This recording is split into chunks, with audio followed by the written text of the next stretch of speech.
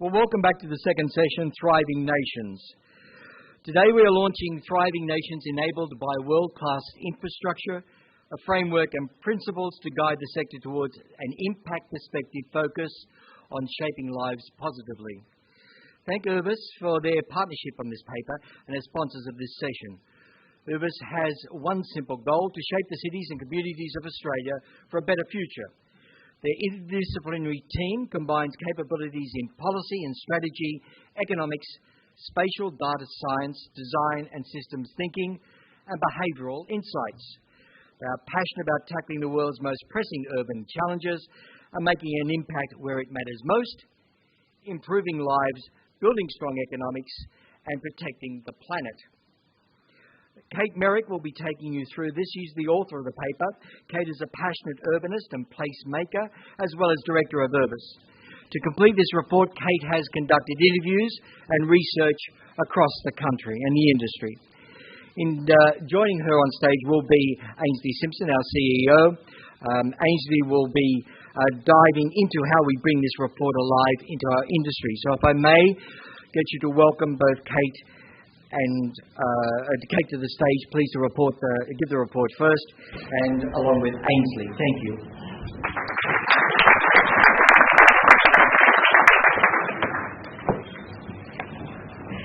In a minute I'm going to say, where's my glasses? So you've just become my responsible adult. They're on the table. It happens every time. I have to say, it feels amazing and slightly overwhelming to see so many people in a space at the same time. I feel like I should come from table to table and hug you all for making the effort to be here and for making it feel worthwhile as a speaker to come and share some ideas. And I'm not sure whether I'm actually more excited or more nervous, to be perfectly honest, to see so many people in the same space, all of whom know so much more about this subject than I do, because I'm an urbanist, I'm not an infrastructure expert. Although, as I was sharing in the break, I'm actually the daughter of an infrastructure planner, so when I was a little girl, a long time ago, my dad used to put me in the back of a bus and he would trek off to do community engagement work around new roads, new waste disposal plants, around train tracks, around local government boundary realignment, and I just thought that was how every kid spent their holidays and their free time. But in the last 6 weeks that I've been working on the Thriving Nations project, I've come to realise that I actually don't know nearly enough about infrastructure. And coming from Queensland, as I do, over the last couple of days we've had a reasonably tough time. And I've started to have a renewed appreciation for the drinking water and the electricity that I usually have but has been denied to me over the last couple of days. The stormwater systems and the dams, which are completely inundated.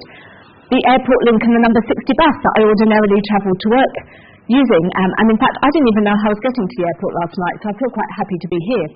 The Western Freeway, the Legacy Tunnel, how I normally visit my parents, and I couldn't reach them. The Wi-Fi network that keeps me in contact with the rest of my family. And in fact, even the airport lounge, which was flooded, so there wasn't even any Qantas wine or coffee to send me on my way.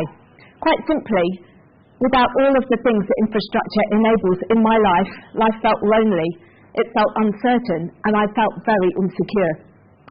Whilst in reality, the services are going to be restored very shortly to me, this experience has completely crystallised the universal truth that thriving nations are built and supported by world-class infrastructure. But before we set off, almost forgot to change my own slides after all of that, gentlemen. There we go. Before we set off, I'd just like to pay my own respects to the traditional owners of the land on which we're meeting today, the Gadigal people of the Eora Nation. And I'd also like to recognise the custodians of the land on which this report was actually written, who are the Turrbal and the Yagara people, and to pay my respects to their elders, past, present and emerging. Ren Koolhaas, the Dutch architect, he believed that infrastructure was even more important than architecture, and that a commitment to planning, to designing, to procuring, to funding, to operating, to owning, and even to decommissioning infrastructure in a way that is truly world-class represents the most significant investment that we can make in the future of our cities and our communities.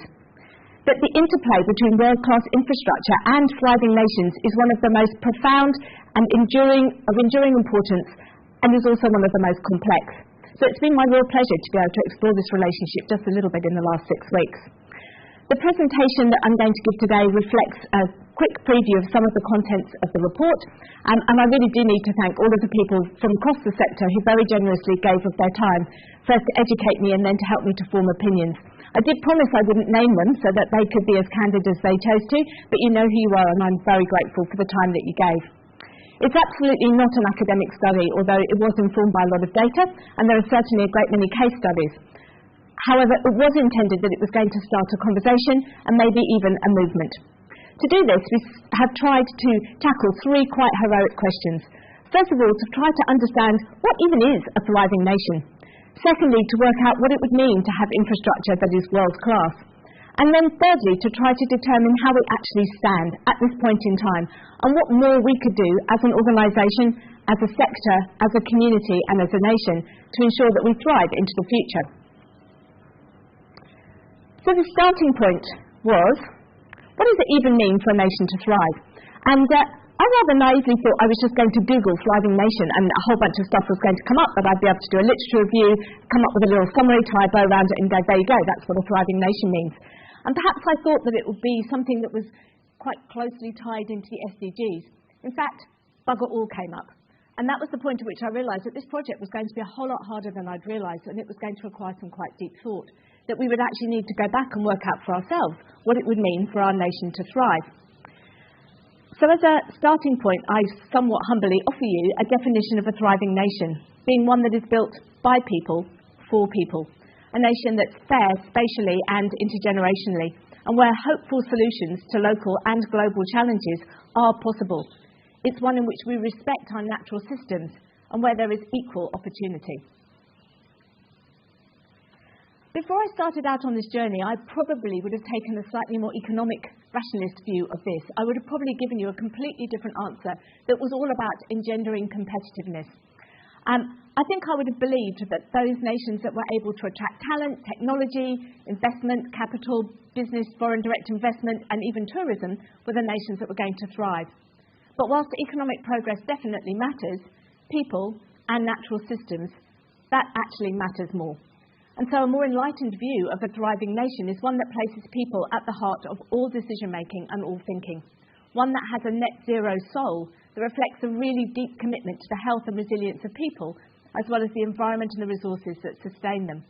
And in fact, a fairly recent trip to San Francisco, just before we were all locked down for COVID at the beginning of 2020, showed me exactly what happens when you are part of a nation that prioritises economic progress over the health and well-being of its people.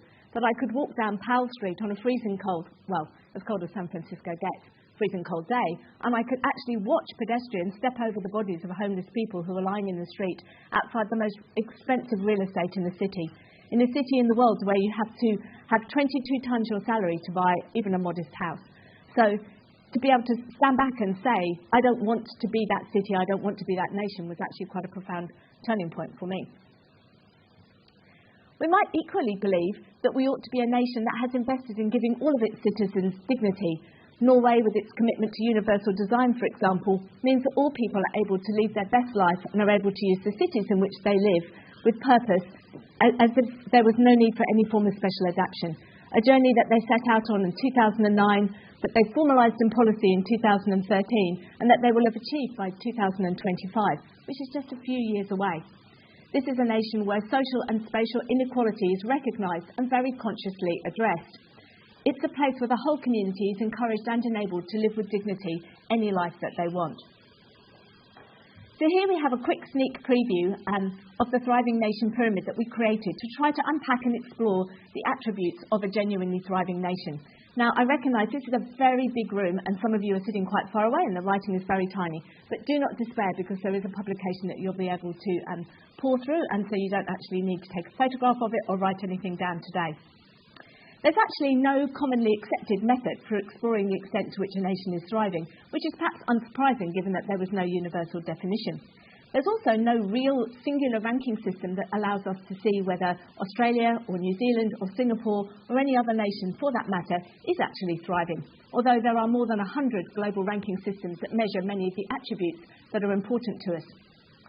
So at a time when many of the global headwinds, the megatrends like urbanisation, the concerns that we have around technological disruption, economic restructuring, climate change, and then the further complications of COVID-19 are really hitting us with full force, it felt like a time when we ought to be developing a framework that would allow us to think about whether we are thriving today and whether we're improving and progressing as time passes by.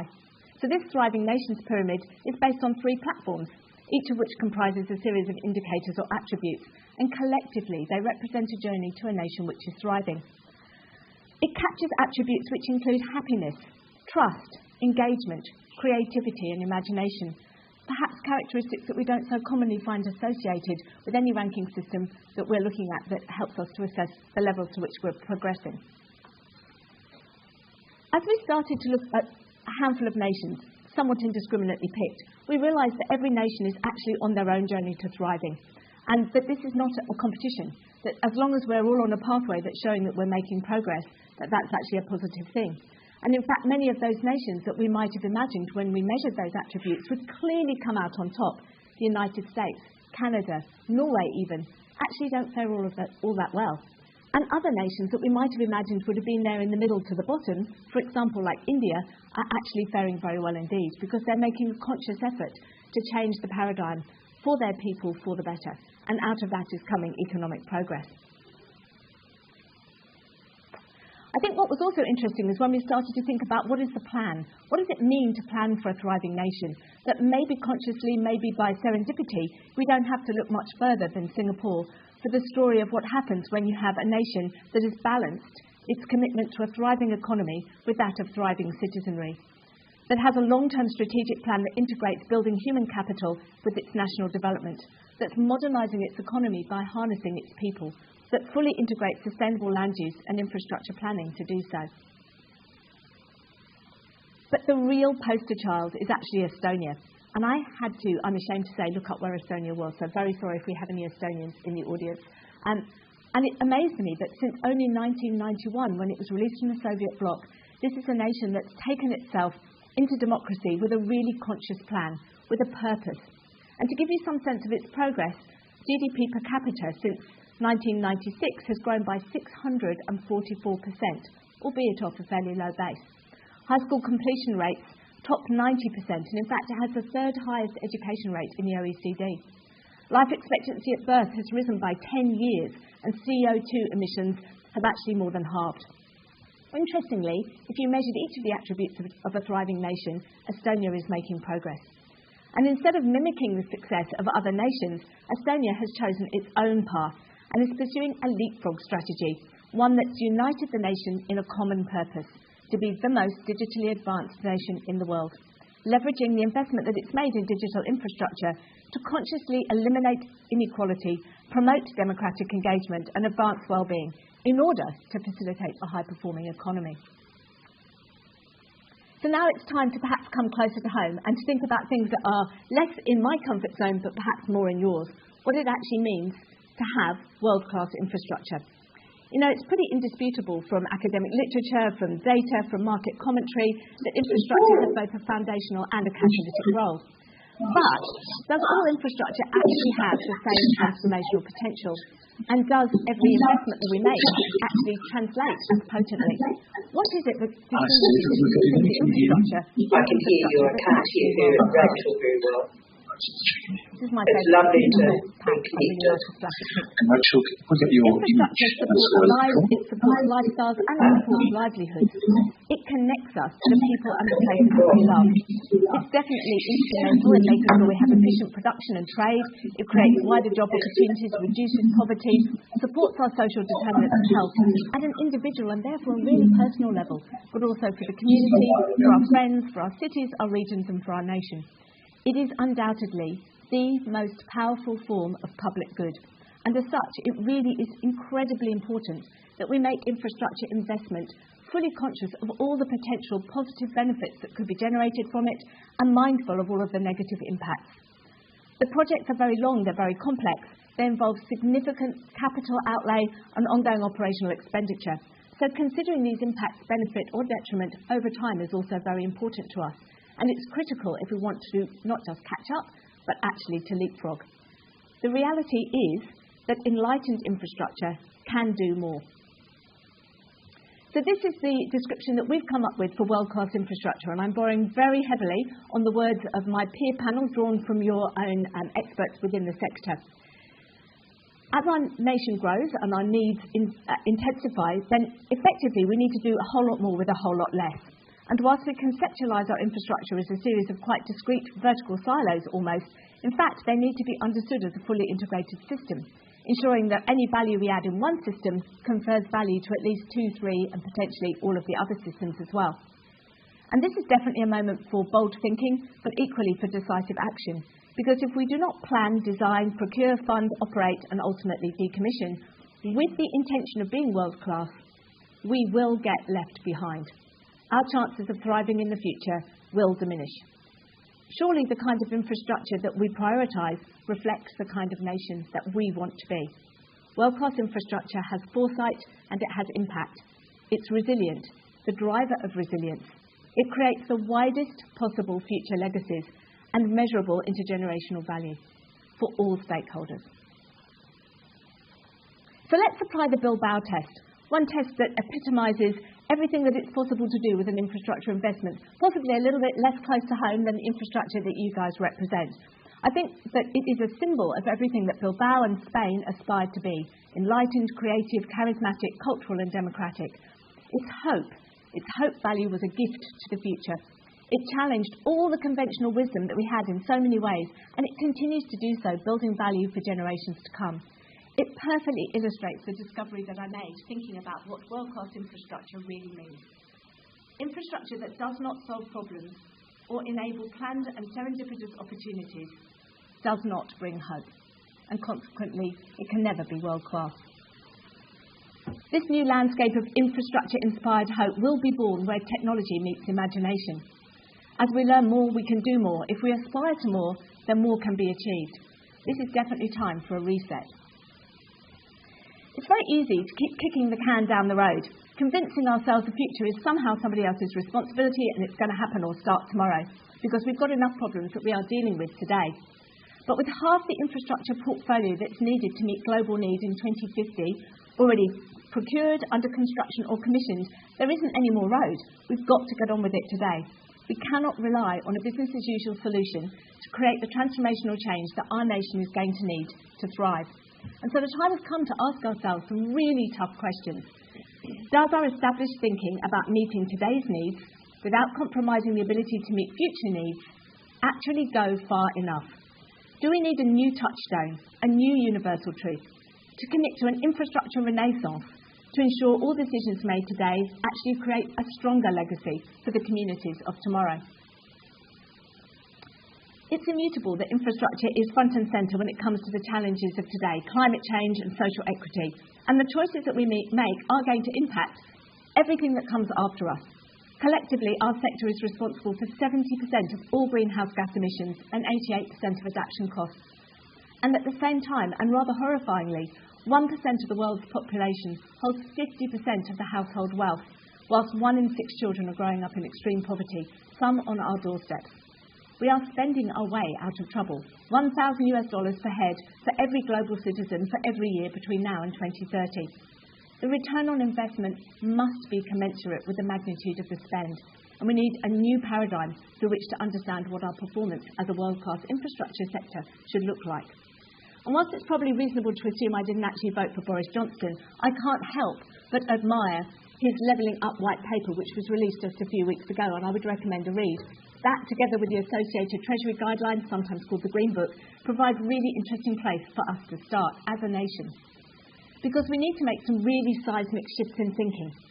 Firstly, that climate change and social inequality, it's a very hard word to say.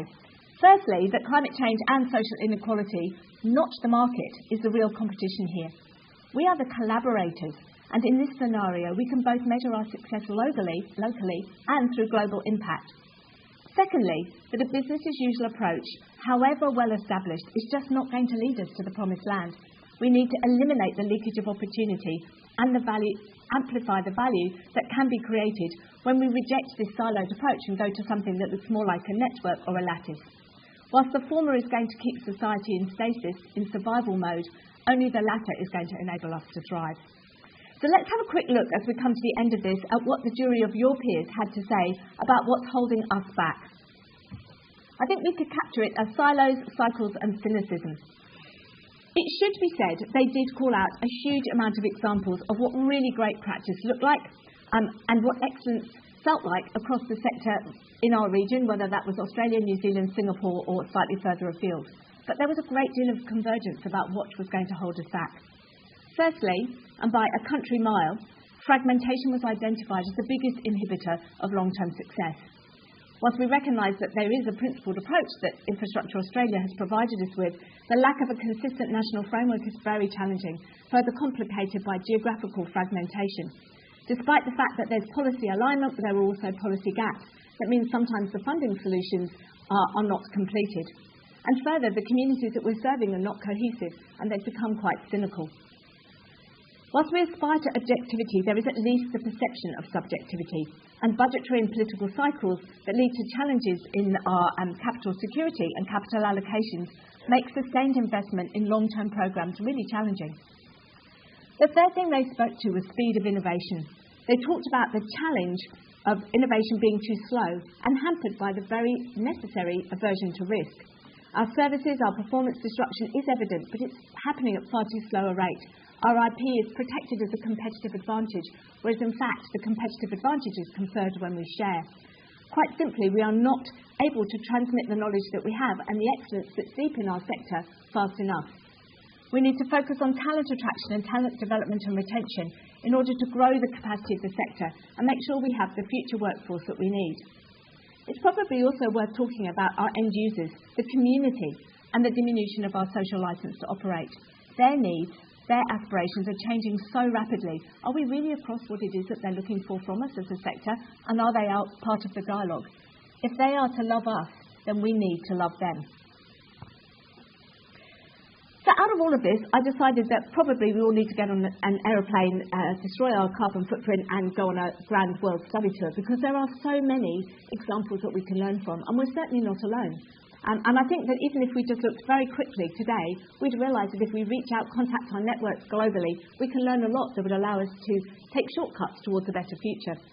And we might start in Germany to see how they have tackled the exponential growth in landfill, discovering how since only 2008 they went from pioneer to poster child, driving systems change that means that only 2% of their metropolitan solid waste goes to landfill.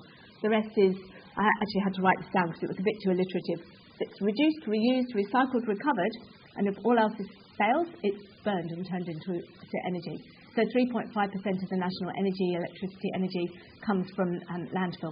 I could equally have picked Taiwan with its recycling and its circular economy.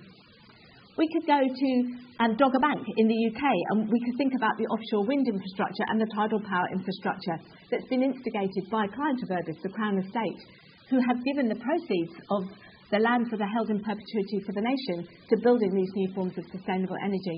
And in only 10 years, they've reduced their reliance on coal-fired energy and are aiming for 30% offshore-generated electricity by 2030. In fact, the UK Treasury did say that it was the greenest year on record in 2020. We could go to Israel, where 80% of this 60% desert country, 80% of their water supply is reclaimed. We could talk about the fact that it's able to support a growing agricultural sector, and they have enough surplus water to supply their neighbours with, so it's actually become an export commodity. For those of you who have ever been to France, you'll know that they have also some large tracts of land that don't have very many people living in it. So this is an example of a solar and a kinetic cycle and local road. The one that's actually in the picture there is a solar road, and only 20 square metres of that track can power an entire household for a day. The kinetic one actually needs 3.2 kilometres to power a house, so maybe we're a little way away from that being too efficient.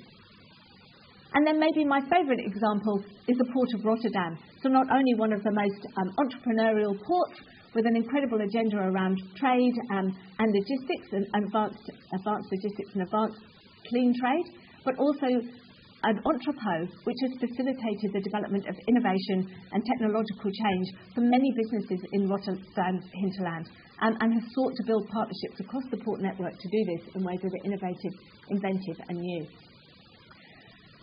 So when we think about everything we can learn from these really quick case study overviews and all of the other things that I looked at, there are really 4 messages I'd like you to take home. First of all, the infrastructure that is world-class has a purpose. It has identified a critical social, environmental, economic problem, and it's addressed it through powerful investment. Secondly, that it's positioned to meet the needs of communities first and foremost, and forever, which means that it's embedded in the needs of that community and is not an end unto itself. Thirdly, that no one can do this by themselves, that partnership is actually completely critical within our value chain and between our sectors. And finally, that to genuinely drive the progress that we want to be proud of within a generation's time, which is really what these case studies have shown, how much you can achieve in just a decade, it's worth getting started today. So if not now, when are we going to get round to it? When the world is really hot and our people are incredibly stressed, I don't think our economic future is going to matter to us quite so much then. So the last question that I teased our panel of experts with is, what ought we to do next as a sector and as an Infrastructure Sustainability Council? They reflected, first of all, whether we were solving the right problem, that whilst economic progress is undoubtedly incredibly important, it has a short-term return on investment if the planet is literally overheating. Is it perhaps not the time to focus first on enabling resilience of our natural systems, of our people, of helping them to thrive? Because this will sustain economic success. Is that not true? And if it is, how do we reframe our decision-making and the delivery of our assets in order to focus on environmental, social and governance issues first? We asked our panel if they had a series of ideas, some of which we could advocate for as a powerful community of interest, what ought we to do next? Our ultimate goal, of course, is to create an infrastructure lattice that acts as a coherent network system that has implementation pathways which are clear and recognise our interdependence, or one that has people at the heart of it, that's place-based. We need to make sure that we have place-based intergenerational models, because that's how people live and it's how they are likely to want to live into the future. A thriving nation is the sum of a series of thriving individuals in thriving communities. We need to consider value in a much more multidimensional way, capturing all the positive externalities and addressing all of the negative impacts that we can foresee. And we need to be on top of that all the way through the life cycle.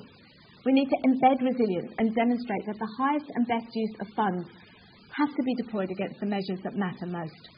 And unsurprisingly, we need to make sure that we depoliticise our funding sources, that we rise above it and ensure that we've got funding security for the outcomes we so desperately need, leveraging all the new finance instruments that are coming forward.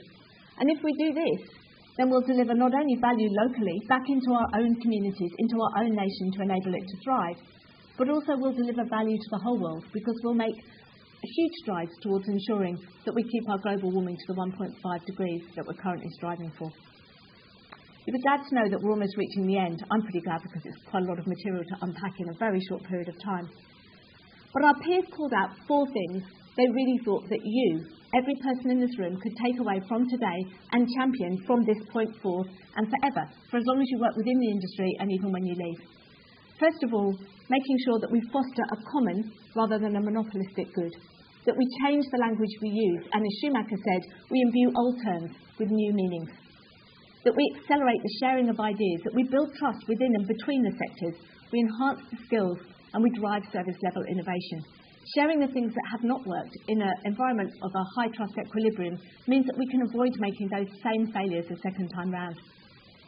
We need to codify those attributes for a thriving nation, make sure that they're propagated and well understood. We need to understand the hallmarks of world-class infrastructure, and we need to talk that language in every conversation that we have. We need to change our expectations about how we consider and monetize the value that we create, so that we can build business cases for infrastructure that may not get past the post on a BCR basis. And we need to make sure that we have a common data platform that combines the longitudinal and the real-time information we need to drive genuine decisions based on evidence, underpinning transparent prioritisation and business case development, and enabling hard conversations to happen with clarity. And this is our shared responsibility. And by being with me in the room today, you've already started out on that journey, and I thank you for your patience, because this is the last slide. I'm excited to be moving into the panel session and to hear what Ainsley has to say, and you guys have been super patient and very supportive of me. I just want to leave you with 3 ideas. This is the era of infrastructure, and we are leading it, hopefully. We know that it can support our nation to thrive if we're given an opportunity. This is the time to be bold. This is the time to share knowledge systems. This is the time to be a good ancestor. Thank you very much. Thanks.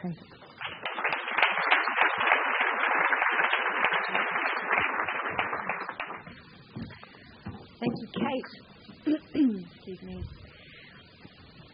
This particular report was born around about this time last year when I felt probably my SMH moment. It was a combination of frustration and fascination. Our organisation had front row seats to a seismic shift. We were moving away from privilege and politics and participation to something that felt deeper, but we were still missing it. The frustration came from possibly a new question, really, that got fired up. For the longest time, and I know that this will resonate with most of you, for the longest time, the conversation had been a lot about why is this important? And then it became, well, when is this important to me? Because the why was actually understood. But that new question which got me fired up was, how can you help me yesterday? And when you unpick the why yesterday, there were almost always one of three answers that kept coming up. One was because sustainability had become a compliance-driven issue, and I'm contractually obligated to respond to this. So how can you help me yesterday, because the tender's due next week? The second was competitive advantage, because there is absolutely no doubt ESG and sustainability is becoming the new black. And if you want to stay ahead of the curve, you need to understand it and you need to be able to deliver it well. And then the last was from a deep place of commitment, because inherently there was this sense that you are here to make the world a better place. And we've known for quite a while now that the sustainability, or sustainability in general, is following exactly the same maturity model as safety. It starts with compliance, it moves beyond that, and then it becomes commitment. But I guess the frustration was building because we've got this once-in-a-generation opportunity. We have all of this infrastructure investment, billions and billions of dollars, and that's not just an Australian theme. It's happening in New Zealand, and it's happening in multiple countries across the world. And we're not asking what is the dividend from that investment. So I was rumbling with myself for quite a while, and then I rumbled a little bit louder, and then I rumbled a little bit wider and louder at the same time. And I started taking this bee in my bonnet and starting to have conversations with some beautiful minds. And what I found was that I wasn't the only one reflecting on these things, not by a long mile. We needed to do something differently. And I have to say that this really has been catalysed by what can only be described by a brilliant and bright-minded Kate Mayrick into something that we can actually put our arms around and start changing differently. So I want to call out all of the brilliant and beautiful minds that contributed to this work. I specifically want to call out Laura Harkin-Small for leading the charge. I called her around this time last year when she wasn't even on board, and I said, we need to do this. And it's come together really well. It's going to take foresight. It's going to take even greater interconnection. But I'm delighted to share with you that the way we're going to move this forward, the way we're going to leapfrog this agenda, is by forming a member coalition so that we can actually take some of these strong recommendations and put them into our practice every single day. We can create a legacy that people will be proud of. So, Kate, I'm going to leave you to your amazing panel, because there is so much to share and unpack, and I know that not only will there be some bright minds sharing even greater insight, but there's going to be a lot of questions coming from the floor. I thank you so much for leaning in and delivering what is hopefully a really solid blueprint for our future. Thank you.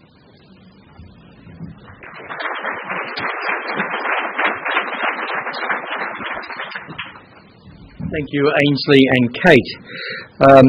Now, Ainsley then, of course, mentioned the panel. The panel will consist of the Honourable Steve Chadwick, QSO, Mayor of Rotorua, and he's joining us from New Zealand. Also, Dr. Rachel Bacon, Deputy Secretary for the Regional Cities and Territories Group at the Federal Department of Infrastructure, Transport, Regional Development and Communications, and Tessa Knox-Grant, Executive Director Planning Program in the Greater Sydney Division of the Transport for New South Wales. Kate will be moderating this section on Thriving Nations, and if I could ask Dr. Bacon and Tessa Knox-Grant to join us on stage, that would be great.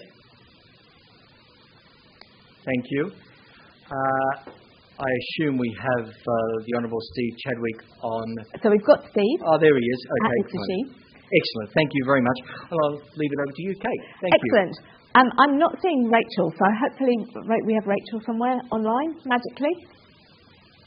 I could put on a frock, if that would help. And I presume you're going to provide me with the iPad whenever we're ready. This all feels quite mixed modal and organic, yes. Luckily, I know that Steve can speak under wet cement, so I don't think we're going to have any trouble at all while we look for Rachel. So I didn't make any secret of the fact that for me this was a massive road to Damascus conversion, really, that I learned a great deal and I benefited from speaking to people who are far more agile and knowledgeable than I am. But I'd really like to bring the conversation now, before we throw to the audience, I'd like to bring the conversation down to the level of understanding how do we practically produce projects, infrastructure projects, that allow nations to thrive at any scale. And I thought we might start with you, Steve, although I notice you're not in your beautiful living room and you do not have your fancy glasses on. Hopefully you can hear us and we'll be able to hear you. Oh, no. Any sound? Are we on mute?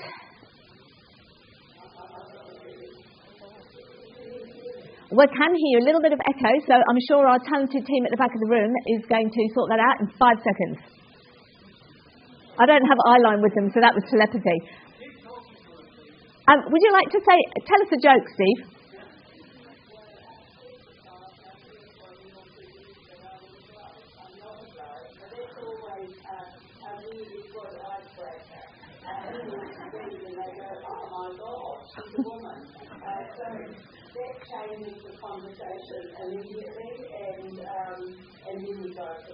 Well,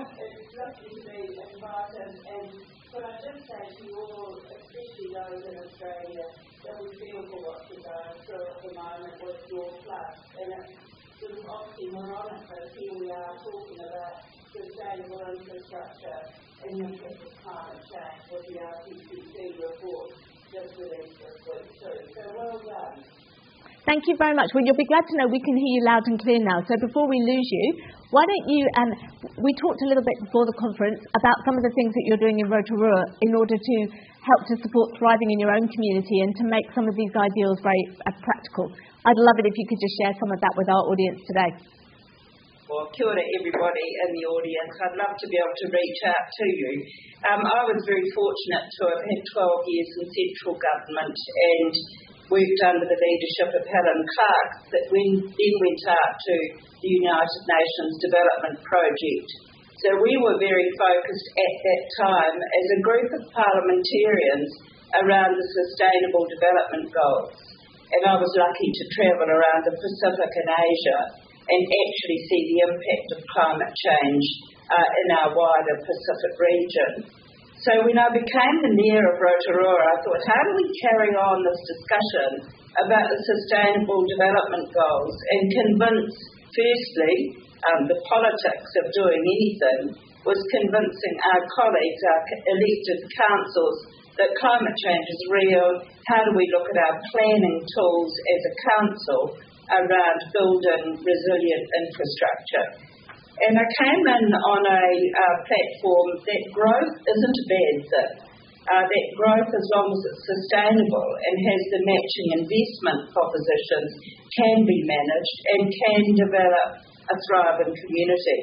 So we had a plan, and it was called Vision 2030. It's now Vision 2050, because that was 9 years ago.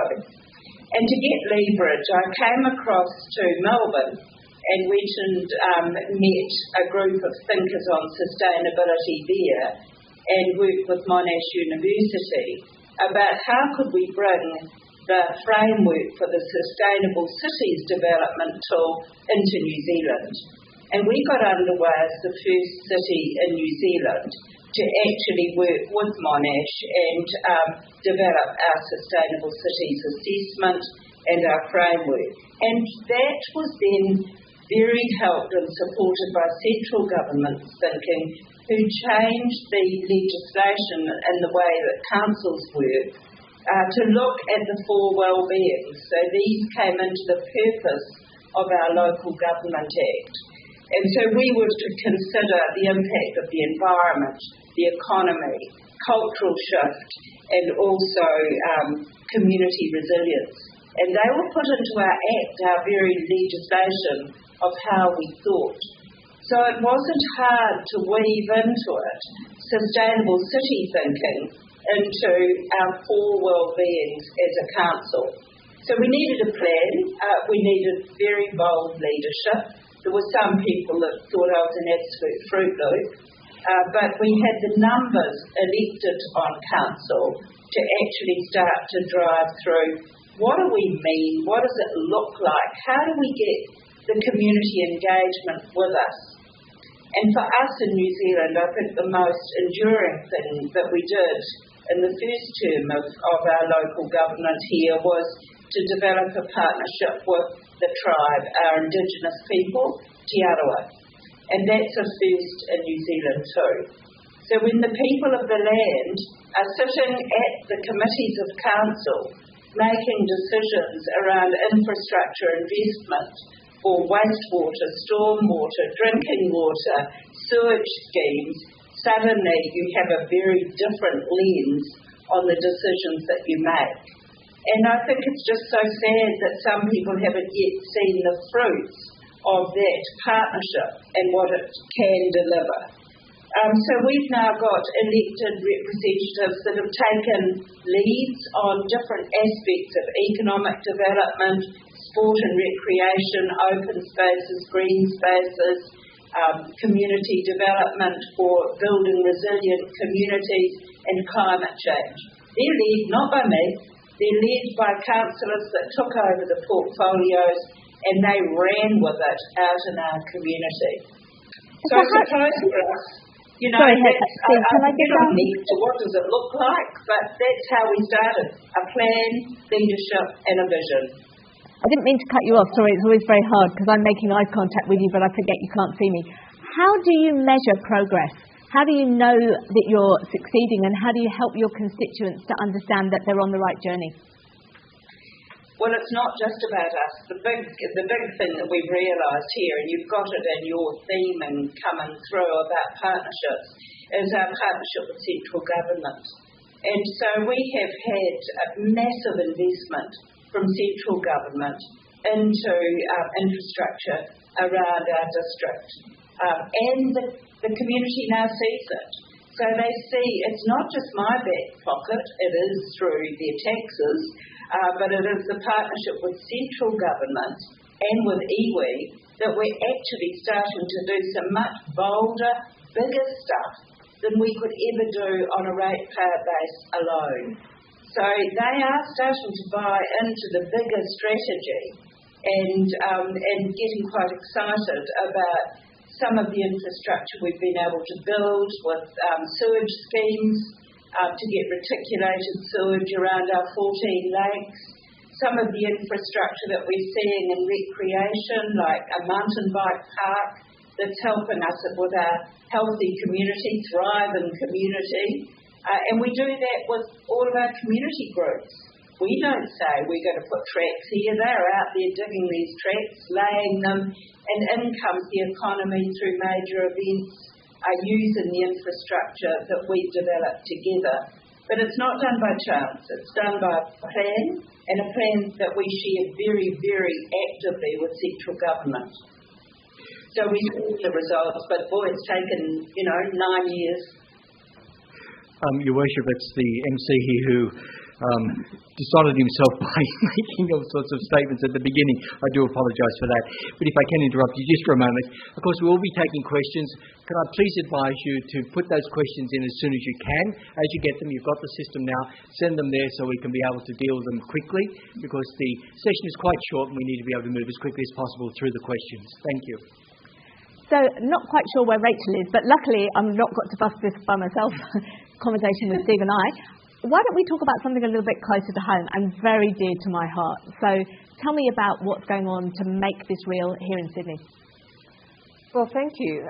There's a lot happening in Sydney at the moment, and what a day to be talking about resilience and sustainable infrastructure and the like. And I think in the transport space, for a while now, we've been looking at how we accommodate growth, how we accommodate changing needs and requirements, but with the long term in mind, because, as you mentioned earlier, we can't keep building to accommodate growth, and we need to ensure that the significant dollar investment that we're putting in is something that we need in the longer term. A lot of our infrastructure costs a lot, and it takes a really long time to build. So, some of the decisions we're making now, the infrastructure is only going to open in sort of a decade or so, and it's going to have a design life of 100 years. So we need to ensure that it's not only fit for what we need now, but it's clearly fit for what we need in the future. So a lot of the thinking that we're doing is how do we ensure that it's not just the traditional, how do we move beyond the traditional VCR type approach from project to project and base for project to understand the social values, the environmental values, those kinds of requirements that people expect. And increasingly, particularly when we're talking about resilience, it's becoming far more obvious. It's not just, it's a nice thing to have, it's a tick box on a sort of a tender brief or exercise. It's becoming obvious and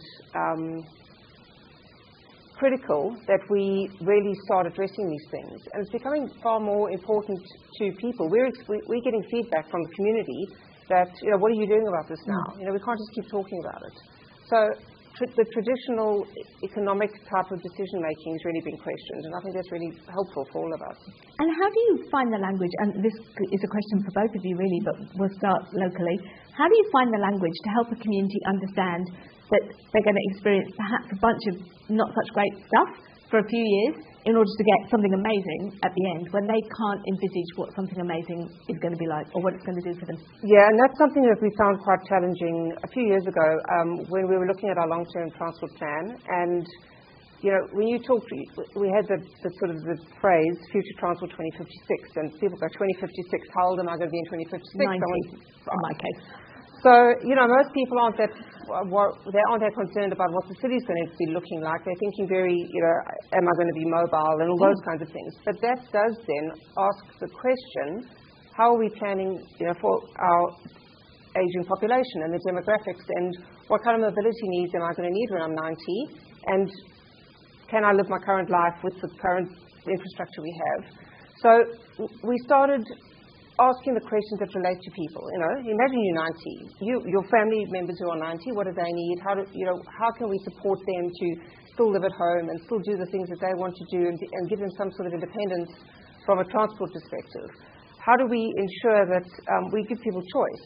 So, there's an ongoing debate, particularly in most growing cities, about in the transport space around mode share, driving or public transport and making things accessible for everybody. We can't keep investing in roads and motorways, but yet we still need to, many parts of our network, freight movements and the like, tradies, a lot of those kinds of people rely on the road network. We still need to, we don't want to demonize car drivers, absolutely not, because they're an essential part of we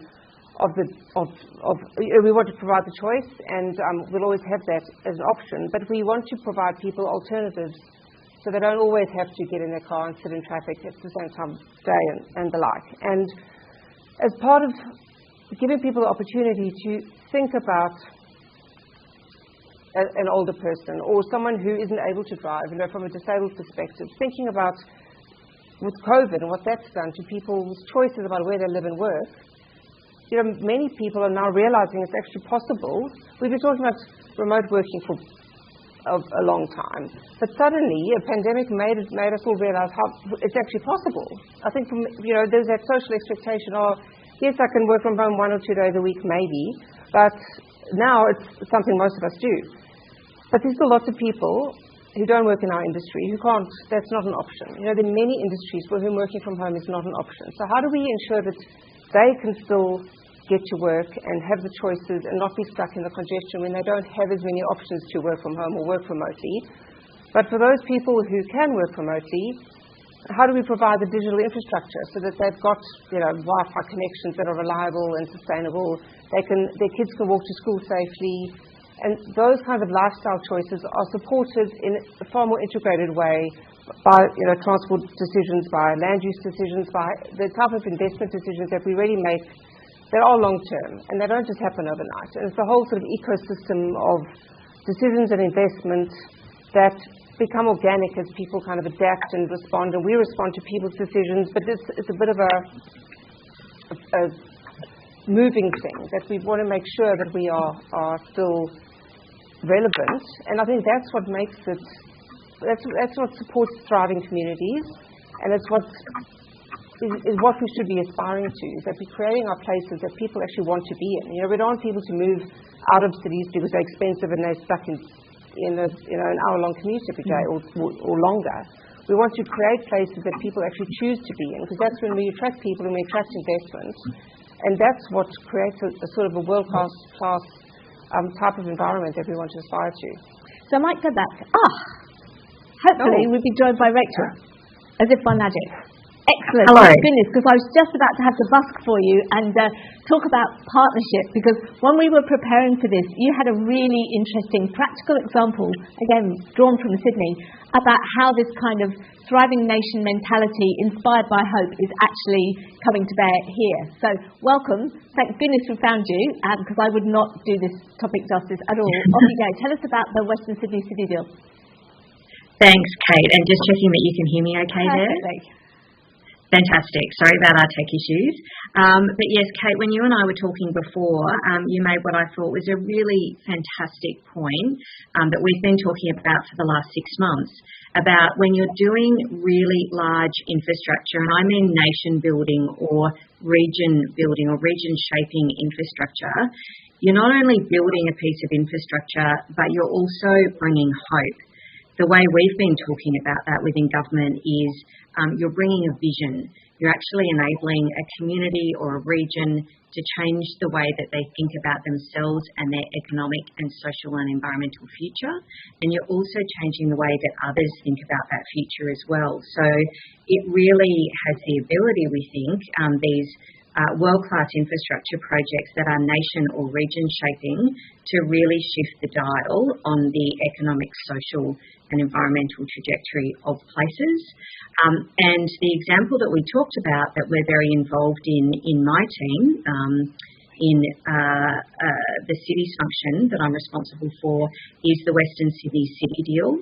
And that's a really interesting example where we are building in Western Sydney. There's a number of pieces of really significant infrastructure, but really sparked by the Western Sydney Airport, so the Nancy Bird Walton International Airport, which I think is, one of the most significant nation-building projects that we have in train right now, and construction work is underway right now as we speak on the Western Sydney Airport.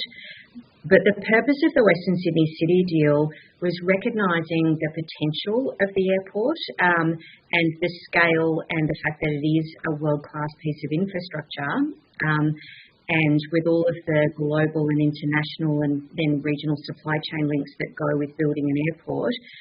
The purpose of the City Deal was to say, well, how do we actually leverage the most benefit for the region out of this investment? Because the infrastructure impacts on the region, it exists in the region. How do we make sure we leverage absolutely every ounce of benefit that we can from a nation-shaping piece of infrastructure? And so the City Deal involves 8 local governments from the Western Sydney region. It involves the Commonwealth, the state governments. We work very closely with the Western Parkland City Authority. And essentially the endeavour that we're all focusing on in the Western Sydney City deal is building a new city and a new industrial aerotropolis precinct next to the airport that allows everyone in the region, businesses, community, etc., to get the flow-on benefits from that piece of infrastructure. It involves local governments, and through local governments it involves the community and engages the community. But we're really not looking at it just as a building of a piece of infrastructure. We're looking at it as building a new city and reshaping the region through the investment and the infrastructure work that's going in. So we do think about that as a really good example. And, we're having a go and we're learning as we go. It's Australia's first city deal, but 3 years into it, and it's amazing to see how that potential is starting to be realised of how we can leverage a world-class infrastructure investment for not only national benefit but regional and also local benefit. And we talked a little bit, this is a question for all of you, assuming that by tech magic Steve is also somewhere in the computer still. How do we take risk safely? Because innovation is a lot about risk-taking and inherently, there we go, it's amazing. It's very powerful. I feel like I can just get rid of them and snap them up with a click of my fingers. So let's start with you, Steve. How do we help to take risk? How do we scaffold risk? Because obviously infrastructure is a highly risk-averse, for really good reasons, a very risk-averse sector. But it's hard to innovate without taking a few risks and being prepared to accept failure. What are some of the ways in which we can build a slightly more relaxed risk profile? It's a very good question, and a big country debate at the moment that we're having in New Zealand is about this big, the hairy, audacious infrastructure on a regional basis and on a national basis. But we say as local government and local councils that you have to know your own unique proposition as a local council. You have to know what your infrastructure needs are and then share it with the wider region so that regional investment can take place. So we believe in the principle of subsidiarity, involving the community. So the sort of deal that Rachel was talking about, a big airport, you don't strand communities. You actually, through spatial planning tools, they feel linked and connected and actually thriving. So start, I think, with communities. Start with communities, involve communities. We talk here about mokopuna decisions. We are making decisions not for us, it's for my grandchildren in the next 50 years. So we've got to think far bigger, and we'll do that through our own local needs, our own local plans, sharing it regionally, and then thinking, is this even wise nationally? So we have to work in a small country about how many airports do we sustain, how many ports do we need. And we have those discussions with the Regional Transport Committee, and the Minister does come to those, and we have some really heated debates because we are not that big as a country, but we don't want to strand communities and leave them behind, lagging. So when communities are involved, they will share the risk. But they might also point out that you're not just building roads and highways, you have to build a community as you go that have essential infrastructure needs. And are we doing the right level of investment for those needs, as well as the big stuff? So we've got about 5 minutes left. A couple of questions that have come through we'll definitely have answered already. But I might flick just to you, same question. How do we help? Honestly, I think your transport plan rocks. And people talk a lot about the Paris Grand Plan. Our plan is just as awesome. We just don't market it so well. So how are we going to support a bit more risk-taking in your team? What are you going to go back to the office and do? All sorts of things. But I think the risk of not doing anything is very often greater than the risk of doing something. And we take risks. I liked your phrase about how do we get to a relaxed risk profile. I have conversations with our finance people all the time about the risks, but what I think what we forget sometimes is a project is decided, it's announced, it gets funded, and then it's delivered. But we forget sometimes, why are we doing the project? What are the outcomes we're trying to achieve? And then we have cost blowouts and scope changes, all sorts of things, and the focus is on building the infrastructure rather than the outcomes we're trying to get out of the infrastructure. And very often, those outcomes can be achieved through other things, such as working with the community and some policy changes and there's not all about builds. We're so used to building. We can get many outcomes through just going back to why are we doing this? What are the outcomes we're trying to achieve? And technology, as we know, is changing all the time. So are there other clever, smarter ways of adapting to things? I think the other opportunity is, as some of the other panelists have spoken about, are working with our communities. Talking to the communities, people are getting far more involved, and they have greater expectations now than they did a few years ago, and they said, someone else can make those decisions, whatever. We're cynical, we don't care. These days, people are getting far more involved, and they expect changes, and they want to get involved. And I think responding to those kinds of things and looking at small local changes that can make a big impact. It's not always the big, grand, super expensive things that take a really long time to get going.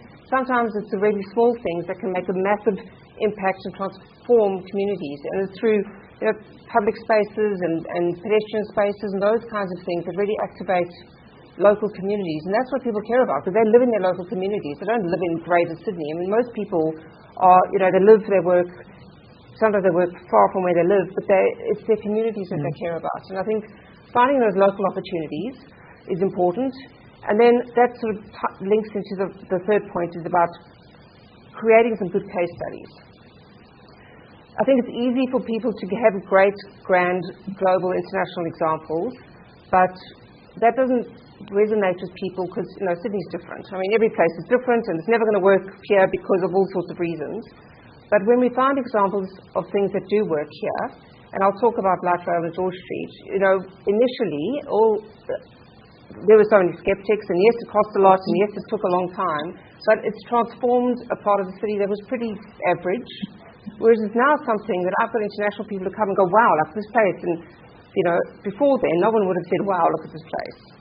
So I think finding local examples demonstrates to people you can make some changes, and the whole network won't come to a grinding halt, and there are all sorts of reasons that we can actually be positive about things when we have some local examples at work. I think that's great wisdom, which means, Rachel, you get the powerful last word. What are you going to go back and tell the Deputy Prime Minister he needs to do in terms of relaxed risk-taking?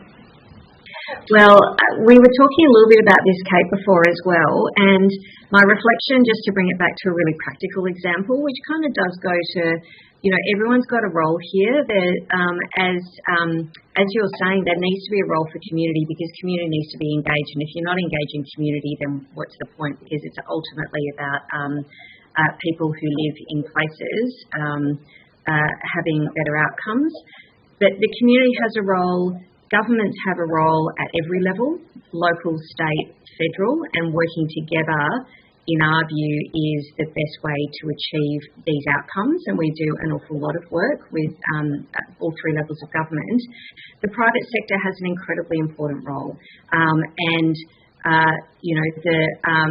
the construction sector, private companies who invest and work really hard on building infrastructure and world-class infrastructure have a really important role in the mix as well. And it's really about, what are the respective roles? And I think the Western Sydney City deal example, where we've had 3 years of a deal in practice, I think we've done really well with different levels of government, engaging with community through local governments, done really well at building the foundations of the deal. We're at the point where we're doing the 3-year review of that particular deal at the moment and thinking about how can we do better to bring private sector, private industry into the fold. Because I think while there's a role for government in being a first mover, in de-risking, in kind of putting, first investment or first finance around establishing a vision, I think a lot of that we've done in the first 3 years of the Western Sydney deal, for example. I think in the next phase of the deal, there's really interesting questions about how do we actually invite and make it easy for private sector and private investors to actually be a more active part of the Western Sydney endeavour, including ways that private investment can also have local community connections. And whether that's by exploring things like innovative financing mechanisms, like impact investment mechanisms, for example, I think there's a whole set of questions there that we're really keen to be exploring as we move to the next phase of that particular deal. Thank you so much. And I believe we're out of time, so when the MC appears on the stage, you know you're in real trouble. Thank you so much to our Rockstar team. I'll come and visit you all. Thank you for being a great audience, and 5 minutes over is not so bad. No, that's fine. And let's thank you. the panelists, please.